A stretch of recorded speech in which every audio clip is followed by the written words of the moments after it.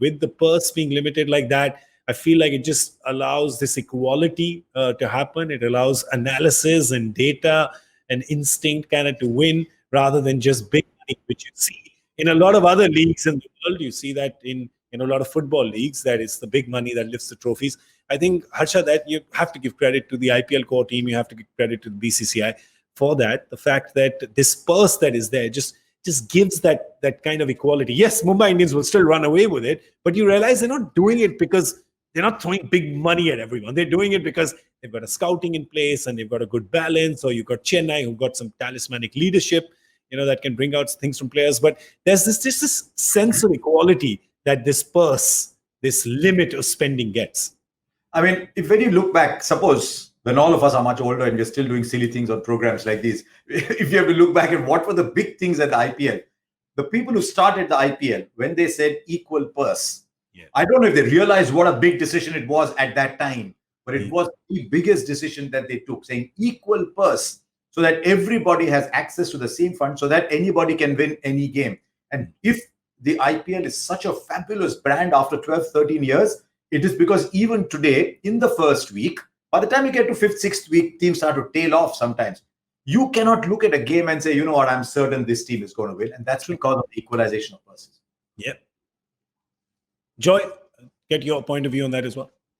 No, absolutely. I think one is the equality of the purse. The second is that all players now have to come through the auction, which was started around 12, 13. So which it means that I can't go and sign Indian players in the side, and sign them and keep them with me and waste them, that they don't go into auction at all. Now everyone who comes into your squad comes in through the auction. That's also a very important thing. That means no matter how much I've scouted, no matter what I've done, finally I have to buy him bidding against other people who can choose to bid against me. Yeah.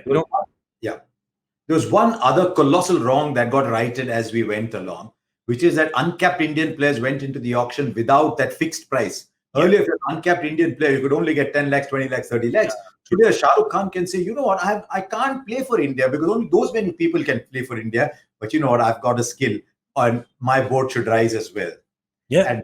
And many boards have risen only because of that. And there's a lot of people, I mean, it's across the world today, there's a lot of people whose lives have changed. I was just messaging Simon Dool and I said, would Kyle Jamieson be up watching this in the middle of the night?